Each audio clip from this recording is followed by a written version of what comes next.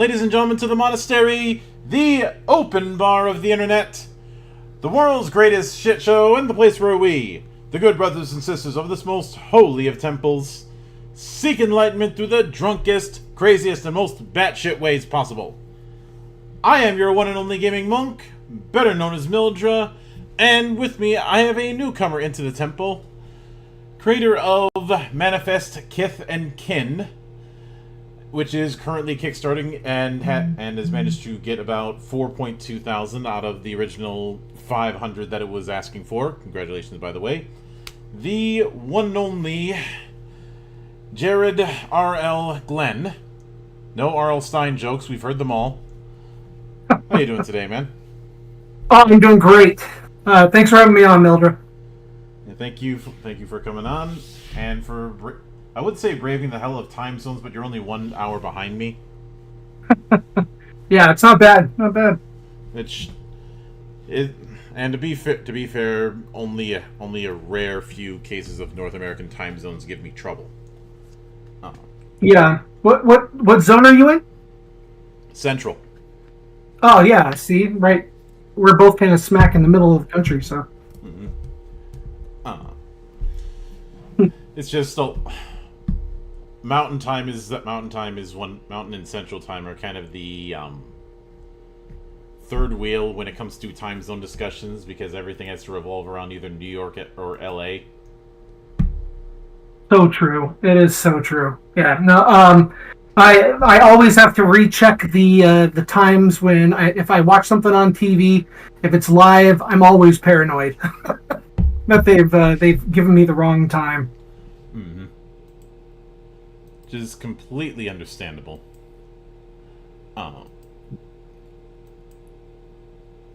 But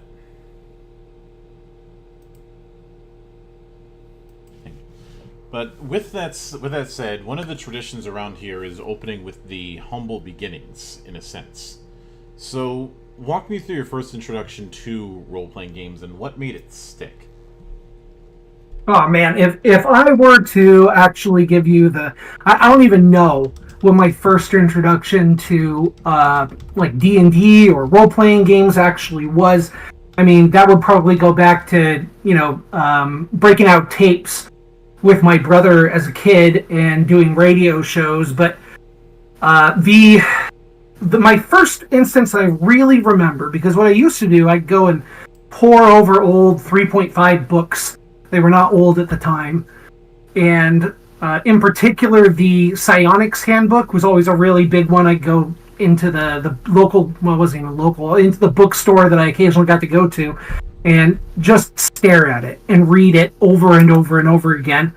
And that was just, everything about that just pulled me in, and I loved it. I remember the first game I played was 2nd edition because it was the favorite of a friend of mine. His uncle decided to run a game for us, and I decided to play as a bard because I'm that kind of weirdo. And even at what I would have been 14 years old at the time, and I just remember my friend decided to GM, and he was not an experienced GM, and I was not an experienced player, being my first time. And there was some disagreement. He kind of was indicating that I should go down the road, and I had been sold in my brain this idea that I could do whatever I wanted, and he was trying to tell a story, and I had not learned how to be a good player yet. And so when he told me to go down the road, I was like, no. And we had this power struggle that ended up with this tree nearby getting hit by lightning as he looked at me very threateningly. And then he proceeded to let the tree get struck a couple more times as I continued to walk away. And then he disintegrated my character. And I learned a very important lesson that day. The balance in telling a story and getting to kind of be your character. I thought it wasn't so much fun at the time, but I think what really brought me back to it was I said to myself that, I think I can be a better GM than that, and I think I can be a better player than I was. And I was really excited to give it a try again. And that's kind of been something that I've worked on all the way through my TTRPG career, history, personal journey, whatever you want to call it, has just been how to make the experience better, more intriguing and fulfilling. And that's kind of what really draws me into it is how can we make this, it's a buzzword, but how can we make it more immersive? And I've always loved that, making props and telling good stories. So. Oh. Now, with that in mind, Manifest you're describing as a mythic setting based on American tall tales, essentially based on the cryptid phenomenon that's all over the old Western genre and just all over North America. But yeah, obviously with that, I'd be remiss if I didn't ask about a kind of Appendix N, insofar as the major inspirations in other forms of media that served as foundation for Manifest. Mm-hmm. Yeah. So you're sorry. Go ahead. I wasn't sure if you were done. Well, it's obviously there's the whole thing of the cryptids of North America, but there's never just one thing that serves as inspiration for somebody. Oh no.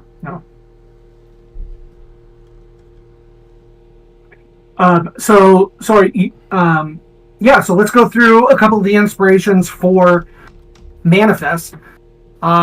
So interestingly, and this may seem really weird, but the initial inspiration, there were a lot. I've been working on this setting for like 15 years now at this point. And the reason is because I knew I had to get it just right. But the very first seed of Manifest was during when the first 3 Pirates of the Caribbean movies came out. And I thought about what caused this genre that was so popular for so many years and had disappeared. Pirate. People loved pirates. And then they just went away. And how did they take this idea of Pirates of the Caribbean and turn it into something that was interesting and viable and exciting for modern theme park? Yes. Oh, yeah. No, I'm talking about the movies. Yeah, they were based on the ride of the same name. Right. Exactly. And when they first pitched it, they said, "What? You're gonna make a movie based on this theme park ride? Nobody cares about pirates. Like it's fun to go on the ride, but like you're not gonna keep people entertained with pirates for 2 hours, you know." And obviously proved them very wrong. And was able to make pirates cool again by doing things like, pirates are kind of rock stars, and adding in supernatural ideas from the sea like Davy Jones. And I was really intrigued by that. And I thought, what is another genre that's kind of fallen a little bit by the wayside a little bit in popular culture? And I started thinking about the Western, and which was an interesting genre to me in the first place, and I felt like wasn't really speaking to people as much as it once had, and I wanted to kind of understand it better, to bring out because Pirates of the Caribbean lost none of the adventure and excitement of the original movies and radio plays that involved pirates, and I didn't want to lose anything that made Westerns special, but to do that, I would need to understand them and apply them in a situation apply them in a setting that I think could really spice them up, make it feel like it was like it's a new and exciting way to investigate the Western. And so that was the initial inspiration. But since then, I've also considered for instance, J.R.R. Tolkien, his writings on Middle-earth, Lord of the Rings, The Hobbit, and Silmarillion, and all the other stuff that he wrote on, which is amazing stuff. And I also conceptualized the idea of like fantasy. The reason why we often think of like elves and dwarves and fantasy is largely because of Tolkien. And Tolkien, the Tolkien melting pot. Absolutely, and for good reason. He wrote an amazing world. No disrespect to him at all when I say that what I'm trying to do is something like him, because I love his work. But part of the reason why he chose elves and dwarves is because of where he happened to grow up and the mythology that he was introduced to and interested in as a child and as a young man, and those kind of translated and eventually became the stories that he would tell to his children, and that became The Hobbit, and that became The Lord of the Rings. And I wondered what would that kind of mythology look like if it were instead, if Tolkien had been American, if instead of growing up on stories of fae and fairies, he instead had grown up on stories of Bigfoot in the woods, or if he had heard of puckwudgies in the woods, or things like that. And so I decided to take a step back and rethink what that kind of a fantasy world would look like. How would the magic work? Because it doesn't need to work exactly the same way as it would in Middle Earth, which is based on different traditions and different myths. And what I ended up with, I think, is something that's a really unusual and unique take on fantasy that purposefully pulls from a different melting pot of cultures here in the Americas, both North and South, but it is primarily North America because that's what I'm most familiar with. But I do have a few influences from South America because it's fascinating and wonderful. Mm-hmm. Oh, and there is a certain precedent when it comes to this sort of thing. Since about a decade ago, there was a project called Mazes and Minotaurs, which was a giant what-if project built around the idea of what if Gygax and Arneson were drawing more upon the Iliad than upon Lord of the Rings. And basically utilizing a whole lot more Greek myth than anything else. And granted, there's some Greek myth that's dipped into in early D&D, but it's mostly the monsters you would expect. The Cyclops, the Medusa, all that kind of stuff. Which is not... I've heard that name before, but I didn't know that that's what the premise of it was. That's fascinating. Mm-hmm. I've seen similar projects for ones that focus more, like obviously Oriental Adventures, the original of those was primarily pulling from obviously. My apologies. I'm just, the name of the supplement was Oriental Adventures, and no apologies necessary. We do not apologize here in the temple. So it draws from like Asian myth and history, and then there was one that I really liked on Kickstarter, and its name is escaping me at the moment, that drew from African legends. That was also really exciting. Probably Kalimba. What's that one again? Kalimba. Yes, and it was fascinating, and I loved it. I'd already at that point been working on Manifest for several years, and so when I saw that, I felt a lot of excitement and kind of heartened by the whole thing. So, yeah. I love those projects. Yeah. Now the reason why I bring up the whole Tolkien melting pot earlier is and it's something I've been very vocal about over the years.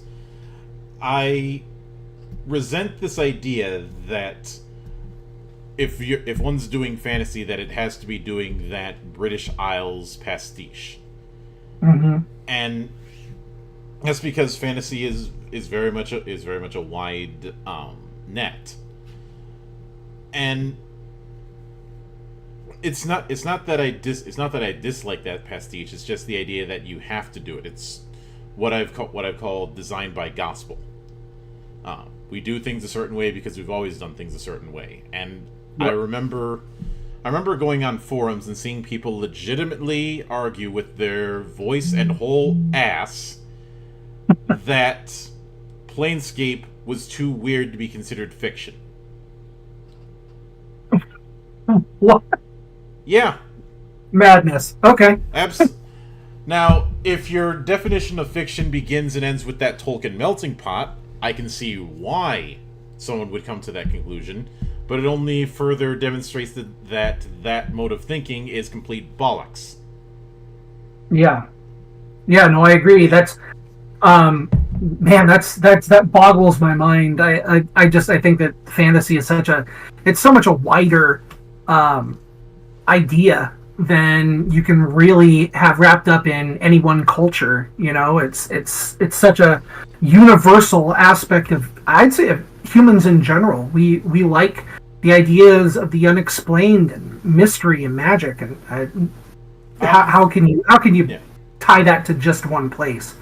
I've joked that when I was very young, I found werewolves more scary than vampires.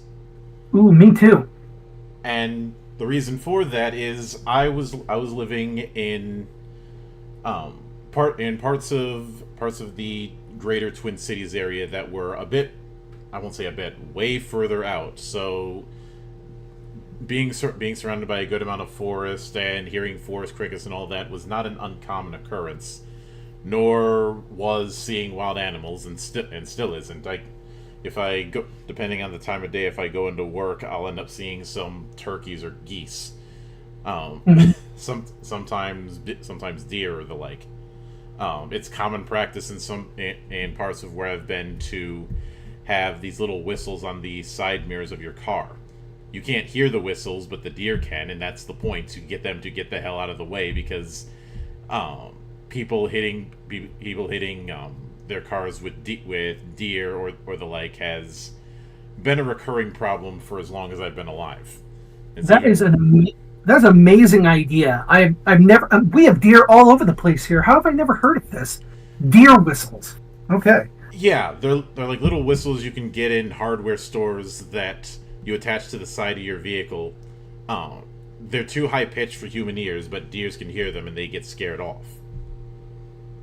Yeah, I'm gonna be ordering one of those soon. It's even That's worse. great. The animal problem's even worse in some parts of Canada, because up there you've got moose and Right. Oh yeah, run into a moose and they're not the only ones gonna die. I have jokingly called the moose the true rulers of Canada. They just let the people of Canada hold elections out of pity. I love it. But I mean, you've and granted, the idea of a werewolf in those parts of where I lived is obviously going to be ludicrous, but in a child's mind, it's just as plausible. To draw a parallel, I think there's a good reason why a lot of kids who grew up with more recent Doctor Who were more scared of the Weeping Angels than adults were. Mm. Because the idea of a statue that only moves when you don't look at it, that is the kind of thing that would be terrifying to it in the mind of a child. Yeah, no, I think they're pretty scary also. So. Mm-hmm. But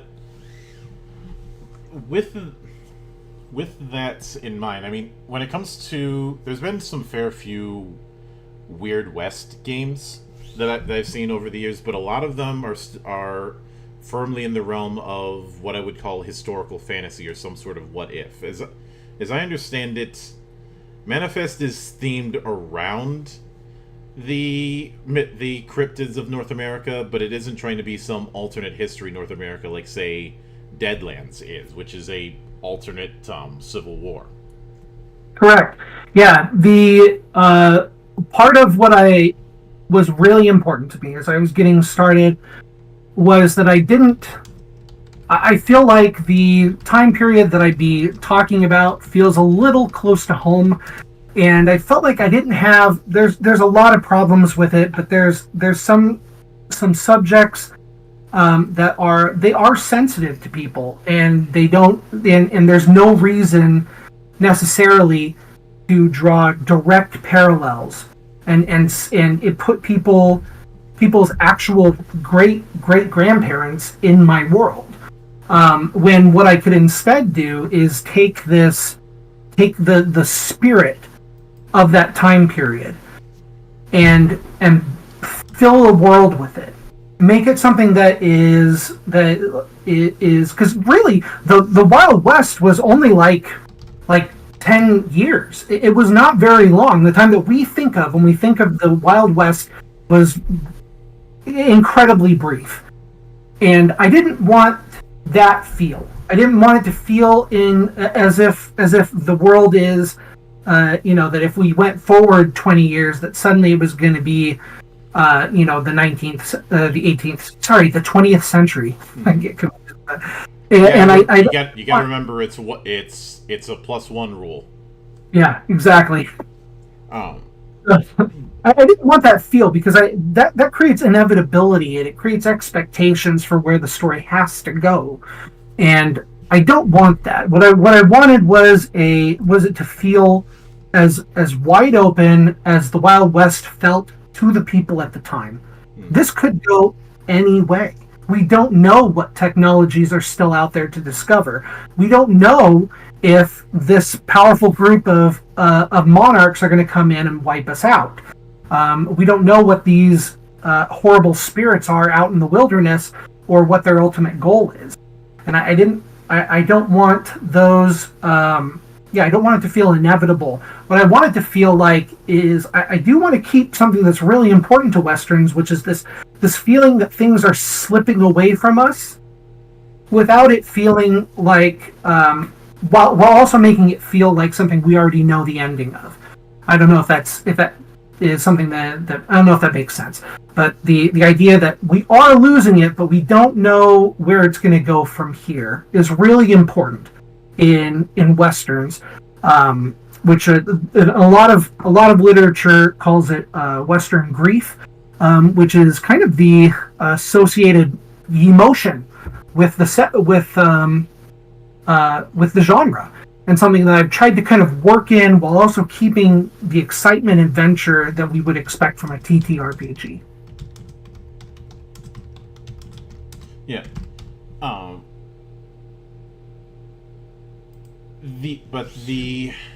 For me, if you, one of the questions that you brought up in the Kickstarter page is what is why the Western ended up falling by the wayside, or something like that. Mm-hmm. Yep. If I had, now I'm obviously not an expert. I'm just some guy in the middle of nowhere who reads too much.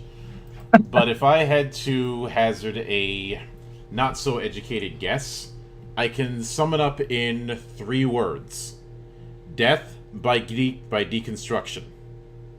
Mm-hmm. Because at a certain point in time, I'd probably say since the 1970s, maybe the 60s. It depends on how far you want to reach it. There have been a lot of anti-westerns that have cropped up. A lot of attempts to try and show this is what life on the frontier was really like, and have that as the focus. We're in a situation where we're having this same kind of problem with superhero comics post Watchmen, which is the reason why Alan Moore hates what's happened with deconstruction since Watchmen. But then again, there's not a lot of things Alan Moore likes, so take that with a grain of salt. So true. Oh gosh. Personally, I dislike that he got rid of the beard. The absolute heresy of that. It's like ZZ Top getting rid of the beards. You just don't do it. Yeah, that would be nice. But again, it's that it was that hyper focus on trying to tell these very dark, very grim kind of tales, and de-emphasizing some of the, for lack of a better term, mythology. And obviously that's just my assessment as to what happened. And no, you're 100% right. This is something, because so part of the issue that I ran into when I was putting this together, and I'm going to be a little academic for a second, talking about there's no stranger to that when you're in a podcast that's filled with a bunch of fucking nerds. I read a bunch of like academic papers and books on the Western genre in general, and looked at it from the different perspectives of classic Westerns, what are sometimes called late Westerns, and the kind of interim, in particular looking at like things like spaghetti Westerns, samurai films, and more modern Westerns as well, such as things like Firefly. And what's so interesting is that in the zeitgeist, in the general consensus of what a Western is, and I'd often get onto Reddit and ask people what they thought really made a Western, and I tell you 9 times out of 10 it was just slap a cowboy hat on something, make sure there's horses, there's a saloon, there's got to be guns and shootouts, which is I'd say that's the Tolkien melting pot in a different coat of paint. Exactly. Or yes. To put it another way, lipstick on a pig is still a pig. Exactly. I think that what people are there, those are the things that are really easy to notice. But the thing is, I go and watch a movie, or I see an episode. Like a lot of people would be familiar with it. Avatar: The Last Airbender, Zuko Alone is a Western genre episode of the show, and it's really strong in there, and it's not just that he rides a bird into town and has a wide brimmed hat. That's not it, because he had those for the previous episodes too. There's something else that's going on underneath the surface that when we see it, we feel it. Because go ahead. There's a couple things to observe from that. One of them is something that Joseph Campbell said a long time ago, where he argued that a Western was a modern fairy tale, and in a lot of ways he's right. The other thing is, and this has been the definition of what a Western in that mythological sense is, because we are on some level talking about mythology. It is the story of a man and a place, neither of which can be tamed. Yep. And I think that's definitely a part of it, because my take on genre is that it has a primary emotion, something that what we're actually saying when we want to watch a horror film is we want to feel fear. In this movie, if we don't, then it hasn't succeeded. We want to watch a comedy, we want to feel levity, or joy in some sense. Perhaps when we watch something that's fantasy, we're looking for that sense of awe, in some sense. And then in action films, we're looking for excitement. And I think that there's there's some people don't like it when I say this, because it makes it sound like I think this is the only emotion that should be in a Western, and I don't think that. Very good horror films have comedy, have drama, have moments where you feel sad. All of the emotions get painted in, but there's something that you look for specifically when you go to a specific genre. And I think that one of the things that you feel when you go into a Western is, I mentioned it earlier, Western grief. What I call, it's kind of a feeling of nostalgia. It's a feeling that something is either going away or is about to go away, and you're running out of you're in a sense you're running out of time, and there's something that you want back that you can't get back. And I think that that's kind of the feeling that you want to feel when you go into a Western, while you're doing all the other stuff like excitedly riding horses and having gunfights and what have you. If you want your Western to be successful, then you've got to create that. And I wanted so bad to implant that in the setting that it's been a major design portion of it. I haven't just slapped a cowboy hat on everything. This setting exists to create. So when you sit down and you play, there are tips in there for the game master, and there are tips for the players, and more importantly, the structure of the world will create that kind of sense that something's about to change, and we don't know what we're going to be on the other side of it. Yeah. Now, obviously within the Kickstarter, you bring up the different kins with different kinships within it. But since you hinted at the question of how would magic work if you're dealing with more of a Western approach, and since there is going to be a rules expansion on the Kickstarter, I'd like to delve into that, because that creates a whole host of questions and answers in terms of how you would have magic work. For sure. Yeah. So the Kickstarter that's right now is this book, Kith and Kin, is almost entirely focused on the kinships, which is our manifest word for races. And it covers all 6 of those, and that's every one of them gets a chapter. The very beginning of the book will briefly cover things like the nations, religions, and magic. And then the final chapter is going to have information on a specific location that's really important called Crestfall, and we're gonna go over that as well. The magic is something that is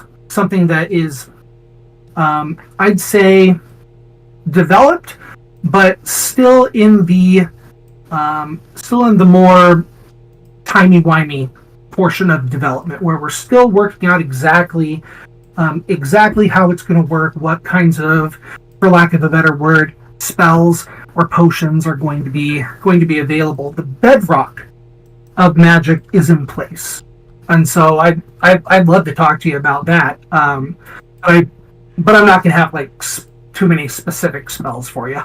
I'm not looking for specific spells when it comes to this, but more of how things are going to work, because I think it'd be very safe to say that in the world of Manifest, the idea of a spellcaster holed up in some tower in the middle of nowhere isn't exactly going to be the case. No. Manifest is not a high magic setting at all. If Eberron is another of my inspirations for Manifest, and because I love it. It was the setting that made me decide that someday I was going to write one of my own, because I love it so much. Well, Eberron is one of the rare few cases of having elves that don't piss me off. Right? Yeah, I know. Purnell is like freaking amazing. As well. I will freely admit that among my table, I am the biggest elf hater.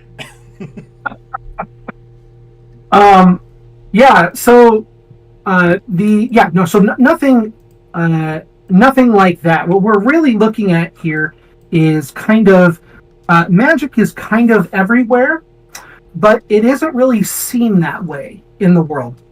Think about uranium in our world, right? Creates heat and light and what have you. In another universe, we might consider that magic, but for us, we consider it mundane. And that is the kind of the majority of the most common magic has to do with these things called this type of material called way iron. And there's North iron, South iron, West iron, East iron, and Middle iron. and they all do slightly different things and have different varieties. And people treat that, while it is definitely magic from our point of view, for the people in the world, they consider it more of a natural phenomenon. And so they treat it more like technology, and people who build with it and work with it are kind of engineers, essentially.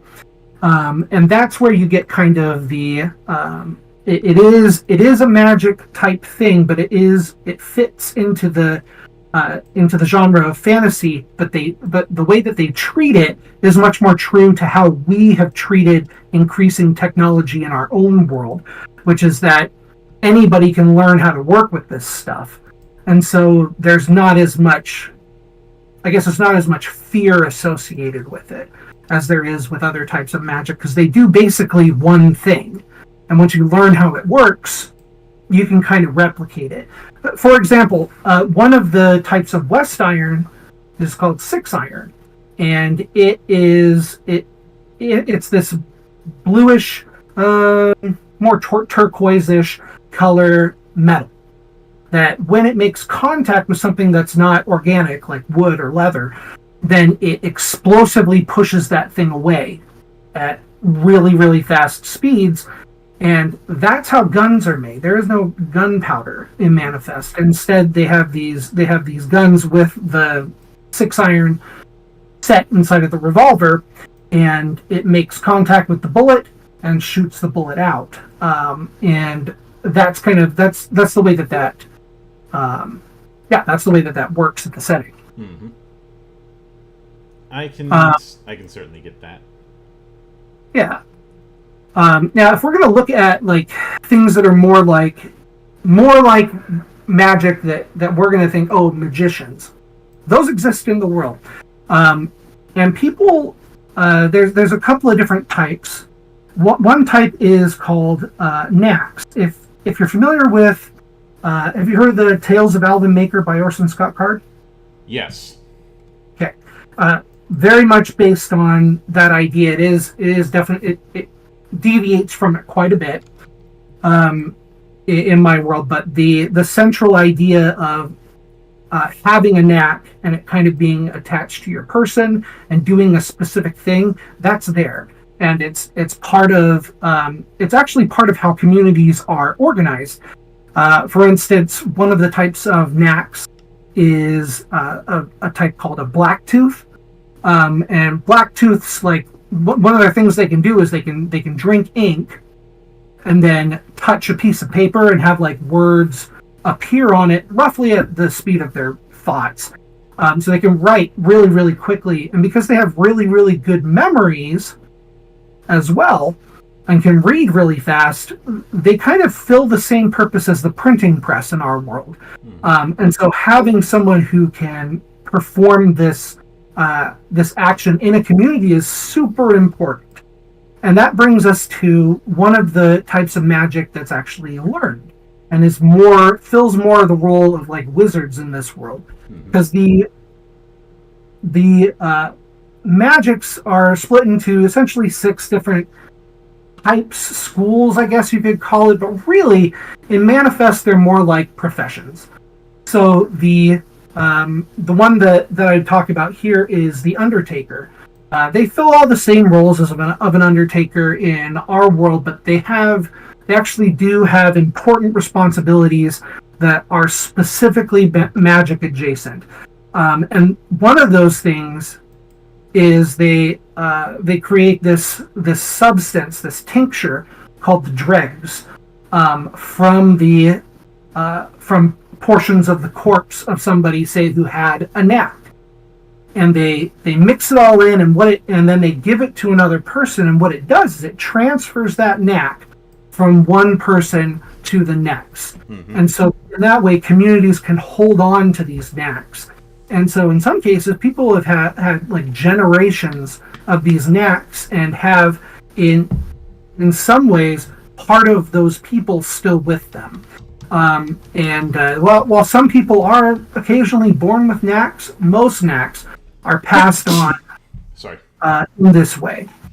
So that's kind of the type of magic that we get. Now undertakers can do other things. They can actually create tinctures that summon ghosts that can do things for them, like in the most desperate of cases, actually fight.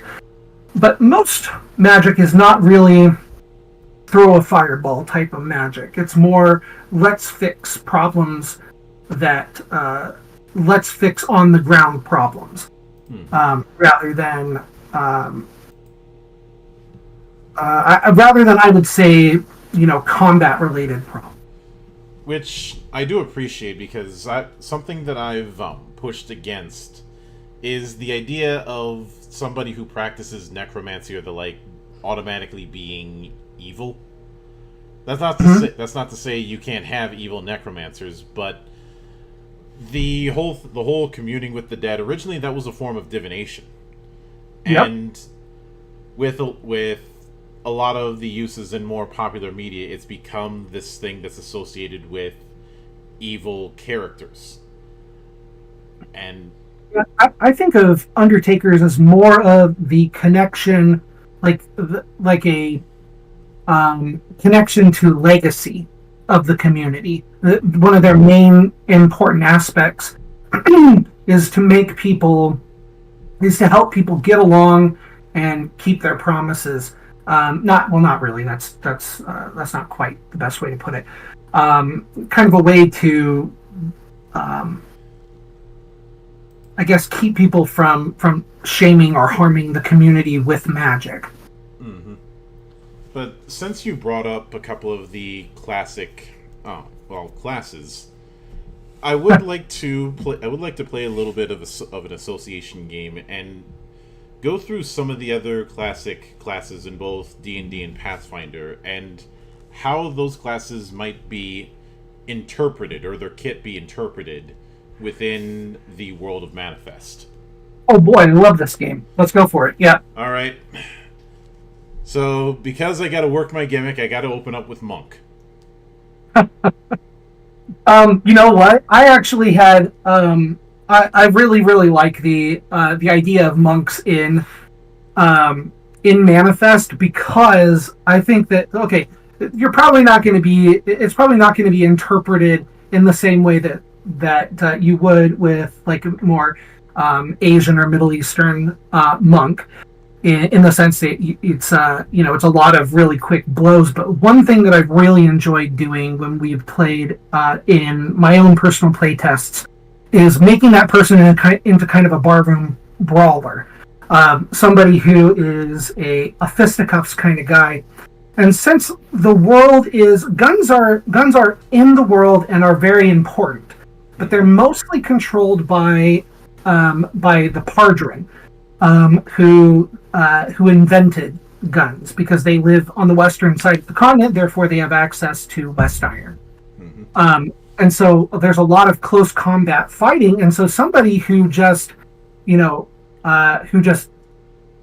gets drunk or otherwise fisticuffs his way into the fray is actually really accessible in Manifest, and really exciting, fun to do. Mm-hmm. Ranger. Oh, you're giving me the easy one. Rangers are, so what I would do, and what I played a ranger, and one of the things that's super exciting about Manifest is all the cryptid monsters that I don't even think people have even heard of before. Like, people probably don't even know what a Hugag is, or a Hodag. That's a kind of on that, or like a Slide Rock Bolter, or a what's another one that I can, like, a Wing Tosser or something like that. Those are all real legends from our world that are just these incredible, really weird monsters from American folklore. Those ones were all from like lumberjack colonies, in up in the lumberlands, as it were. But what I liked doing when I made one of the times I was able to actually play because I have some friends who have become really into Manifest, and they know it inside and out now.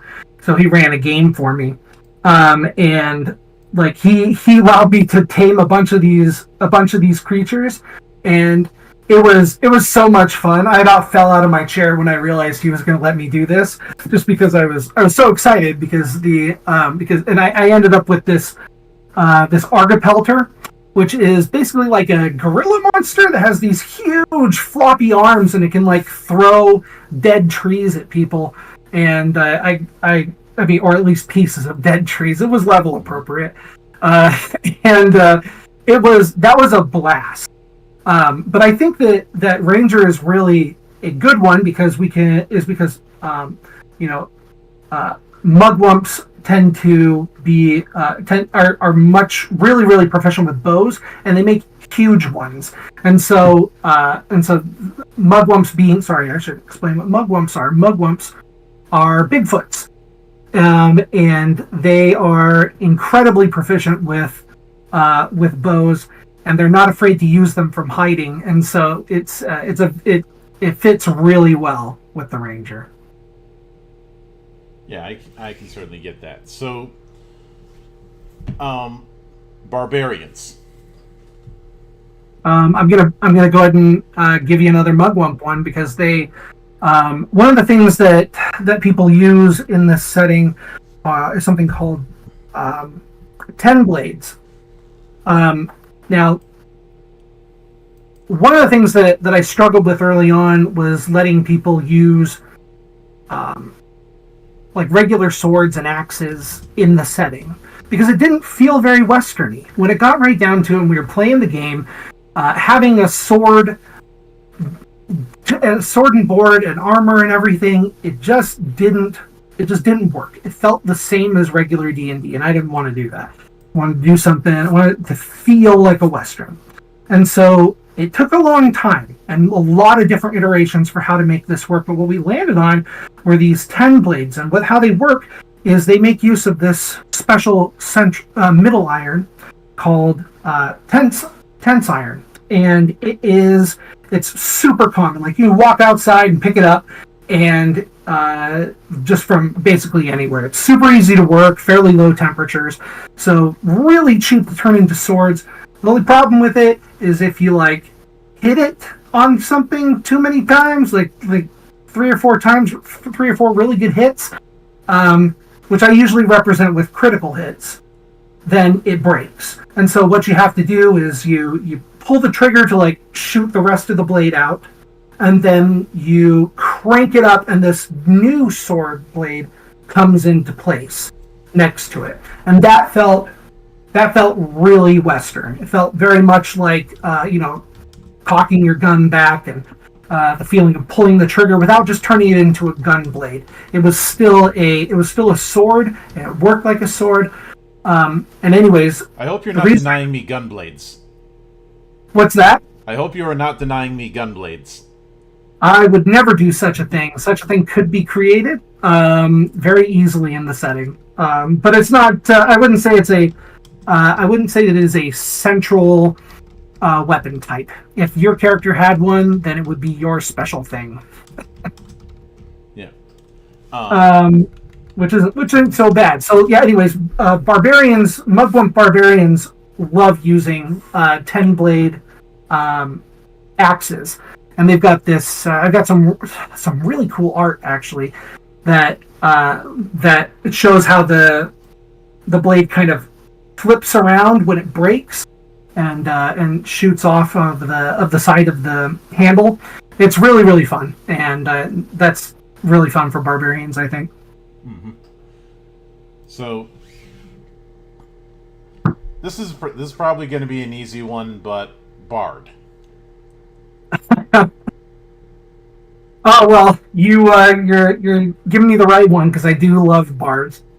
I mean, one of the things that I'm actually really excited, and it's not 100% there yet. So I guess breaking news to you, it's something that I'm working on with a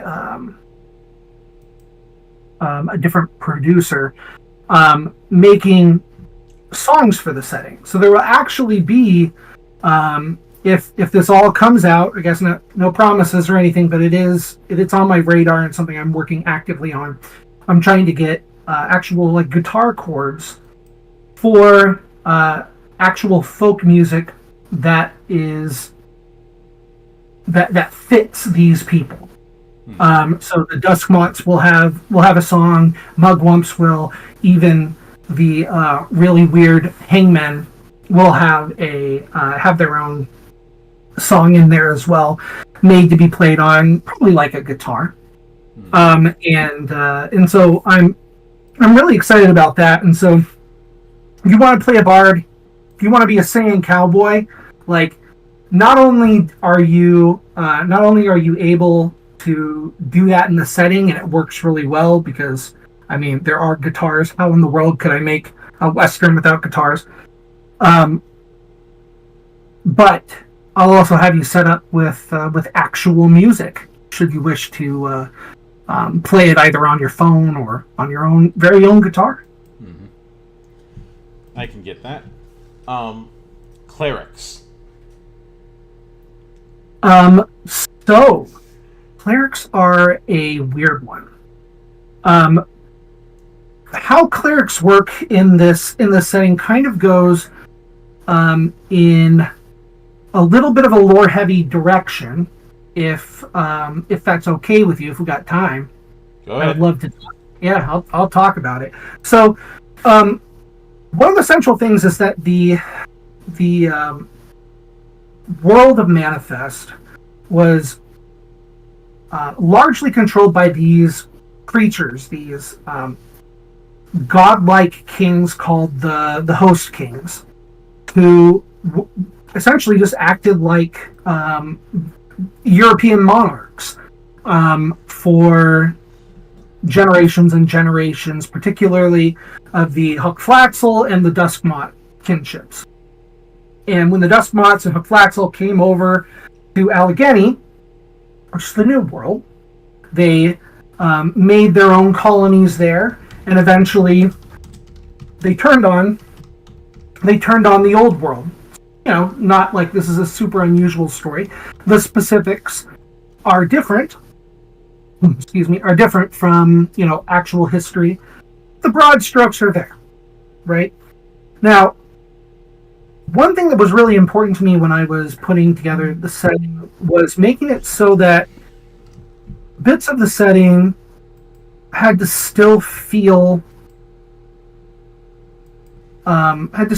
true to the Western genre. And one of the things that's super important in the Western genre has been from the beginning and continues to be to this day is the wasteland priest kind of thing, is the skeptic, is the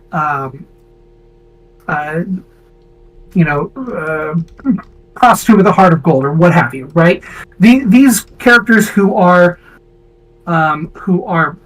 good, but there's some kind of uncertainty in whether or not, they might, some people might believe in religion, some people might not, but they both feel like they've got a reason for what they believe in. So having the gods be someone that is actively worshipped in the world isn't something that I really wanted to have happen. So we have the Host Kings, who are definitely gods in every sense except for the name, and the fact that they simply are not worshipped in this world. They at the very most, they're worshipped as political leaders. Mm-hmm. And so what we have instead are religions that are based on these characters these characters that are based on American myths. Like, for instance, Johnny Appleseed is Esmond Appletree in this setting, and to some purposes he's kind of the Christian god kind of thing. It's not one-to-one, and I try not to get super specific. Like I said, what I really want to do is get the spirit of it and not the specifics. But it's very much based on I'd say kind of more of a Catholic-esque religion. And then you have figures like Paul Bunyan and I have the manifest name for this character, but I'm trying to remember the Pecos Bill is another one, and people kind of worship them in their churches. But the priests who teach their doctrine don't have any special powers. They just have beliefs, and they have their they have blessings, but it's not entirely super clear if they work or not, or if they're just kind of spouting hot air. And there's some pretty good indications that they are onto something, but there's also plenty of naysayers, right?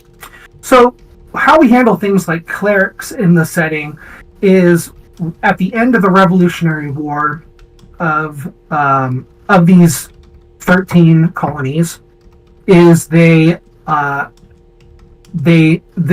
one of the host kings decided to actually come to Allegheny, which was a big mistake because he came face to face with that Paul Bunyan-like deity, who isn't a deity. He's just a very, very powerful mortal.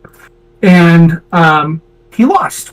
And what ended up happening was bits of his corpse and also his power were split up between those colonies. And so the person, kind of the governor of each of those territories, has actual divine power over that territory. And so his clerks, his people who work for him, kind of act like clerics in this setting, and they're often called clerks. They're basically pencil pushers that have divine power in the setting. It's the worst nightmare possible, God having accountants. And what I really wanted to push, because it's really important in a Western that you've got people on the East Coast, it doesn't have to be the East Coast, but you have that, the further east you go, the more civilized it becomes, and it feels a little bit stifling.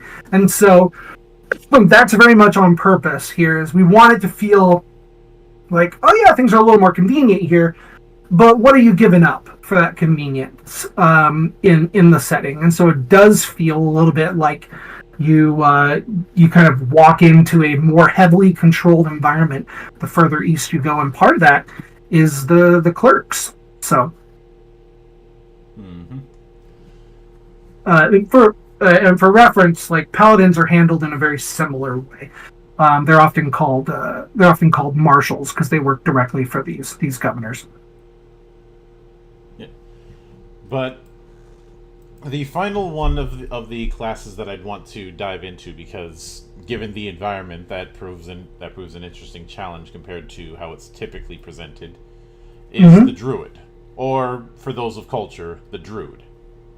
Because they are a mystery. I would say it's.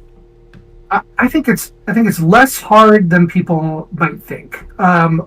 The other side of the power coin in the world, because you've got the host kings on the one side that are very order related. On the other side are these really powerful spirits of nature called the whistlers.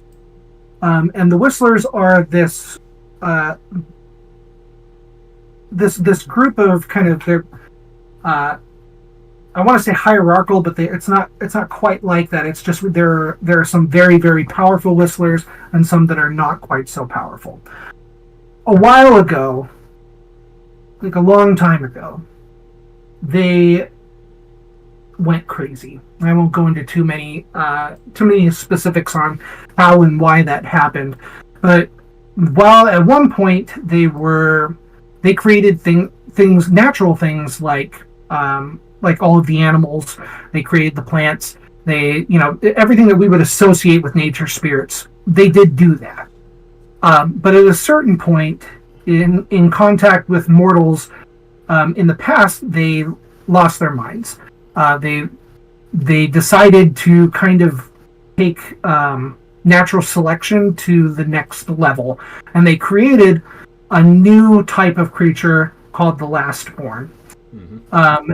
And these Lastborn and what they are now is much more similar to like the elder gods from H.P. Lovecraft than nature spirits anymore.